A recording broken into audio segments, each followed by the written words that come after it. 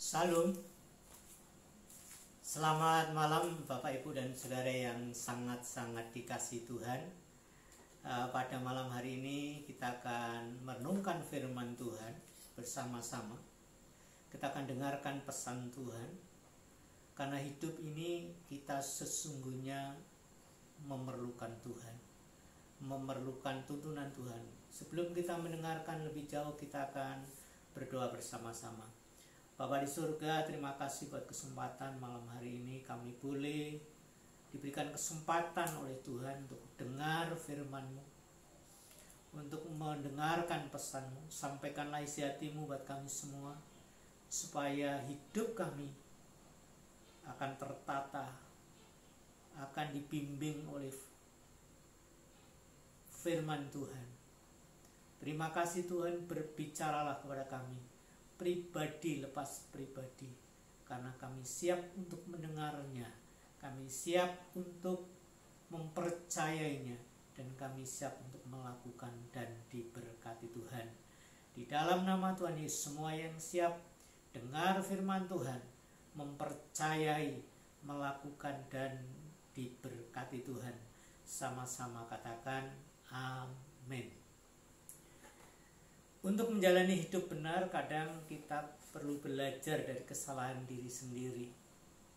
Untuk menjalani kehidupan yang dikenan Tuhan,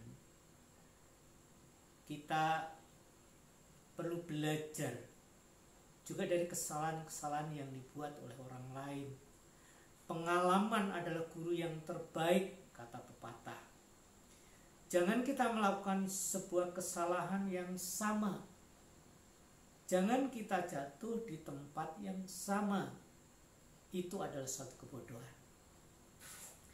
Kita akan belajar dari kesalahan-kesalahan Kain, Biliam, dan juga kesalahan Korah.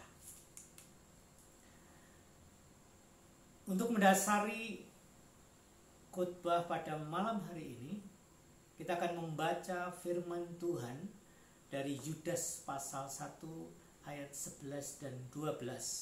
Demikian bunyi firman Tuhan ini. Celakalah mereka karena mereka mengikuti jalan yang ditempuh Kain, dan karena mereka oleh sebab upah menceburkan diri ke dalam berbagai kesesatan Biliam, dan mereka binasa karena kedurhakaan seperti Korah. Mereka inilah noda dalam perjamuan kasih-Mu, di mana mereka tidak malu-malu, melahap, dan hanya mementingkan dirinya sendiri. Mereka bagaikan awan yang tidak berair, yang berlalu ditiup angin. Mereka bagaikan pohon-pohon yang dalam musim gugur tidak menghasilkan buah. Pohon-pohon yang terbantun dengan akar-akarnya dan yang mati sama sekali. Ada 3 nama orang yang disebut di dalam ayat 11 ini, yaitu yang pertama Kain, yang kedua Biliam, dan kemudian yang ketiga adalah Korah. Kita akan masuk di bagian yang pertama, yaitu kesalahan Kain. Kain mengikuti jalan yang ditempuh. Kain mengawali dengan korban, tetapi sayang, Kain mengakhirinya dengan pembunuhan. Hatinya panas, mukanya muram. Ini merupakan ekspresi hati yang penuh dengan iri serta kepahitan. Kain dikuasai oleh iri hati dan amarah atas pencapaian-pencapaian yang dicapai oleh orang lain. Dalam hal ini adalah Habil. Kedua orang ini, Kain dan Habil, sama-sama mulai memberikan persembahan kepada Tuhan. Namun ketika Kain mempersembahkan persembahan, rupanya tidak dikenan Tuhan, dan persembahan Habil lah yang dikenan Tuhan. Kemudian inilah yang menimbulkan Kain panas hati dan bernafsu untuk membunuh adiknya. Dan inilah pembunuhan yang pertama yang dilakukan manusia di dunia ini. Dan kemudian ada berlanjut pembunuhan yang lainnya. Yang kedua, kesalahan Bileam. Bileam ini kenapa salah? Bileam salah oleh karena orientasi hidupnya pada upah. Padahal Bileam ada seorang nabi yang dikaruniakan Tuhan dengan kuasa, yaitu siapa yang kau berkati, dia beroleh berkat. Dan siapa yang kau kutuk, dia akan kena kutuk. Kesalahan Bileam diawali dari orientasi di mana hidupnya itu berorientasikan atau berfokus pada upah atau uang.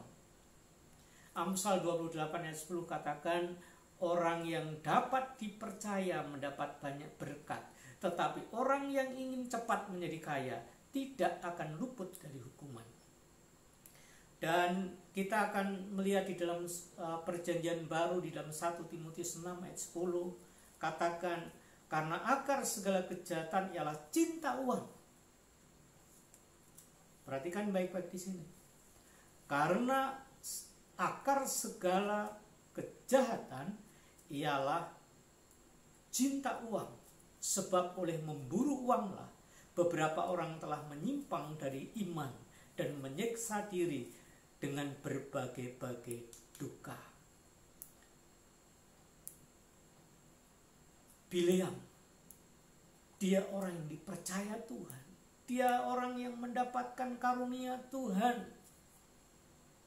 Dan rupanya dia tidak bisa menggunakan kepercayaan itu dengan baik. Dan ketika dia diminta Balak untuk mengutuki, maka dia melakukan itu.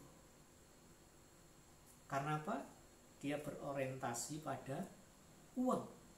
Sampai dia ditegur Tuhan melalui seekor keledai yang berbicara, yang dipakai Tuhan untuk memberikan teguran kepada Bileam.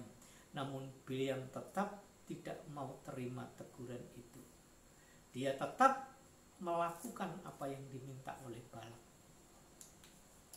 Kesalahan yang ketiga adalah kesalahan yang dibuat oleh Korah. Korah binasa karena apa? Karena kedurhakaannya. Kata kedurhakaan berasal dari kata Yunani antilogia, yang artinya membantah. Membantah dengan sebuah tindakan. Di dalam Bilangan ayat pasal 16 ayat 1 sampai yang ketiga, kita menemukan di sana rupanya Korah bersekongkol dengan beberapa orang penting, yaitu dia bersekongkol dengan Datan, Abiram, dan Eliab. Ditambah lagi dengan 250 orang-orang kenamaan, orang-orang yang terpilih, orang-orang yang hebat, orang-orang yang pandai. Dan mereka bersepakat untuk melakukan pemberontakan kepada Musa, meragukan kepemimpinan Musa. Padahal kita tahu Alkitab menulis bahwa Bani Korah ini dipercaya menjadi pemuji-pemuji Tuhan. Artinya menjadi imam-imam Allah yang menangani di bidang pujian. Kalau zaman sekarang menangani PAW, Praise and Worship. Namun mereka mungkin terlalu pede, merasa hebat dirinya. Itu sebabnya kepingin menggantikan kedudukan Musa. Itulah sebabnya hukuman datang kepada Bani Korah. Bumi menganga seperti membuka mulutnya dan menelan hidup-hidup Bani Korah. Nah, kesimpulannya adalah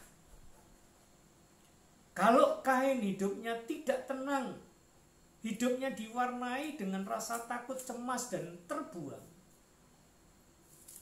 Sedangkan Bileam memulai dengan ketulusan tetapi mengakhirinya dengan ketamakan. Lalu Korah memulai dengan pujian, mengakhiri dengan pemberontakan yang mengakibatkan kebinasaan yang sangat mengerikan. Mati terkubur, hidup. Ingat Bapak Ibu dan Saudara yang dikasihi Tuhan, malam hari ini Tuhan menyampaikan pesan penting ini buat kita semua. Dengar firman Tuhan, percayai ini dan lakukan, responi dengan serius. Tuhan memberkati kita. Mari kita berdoa.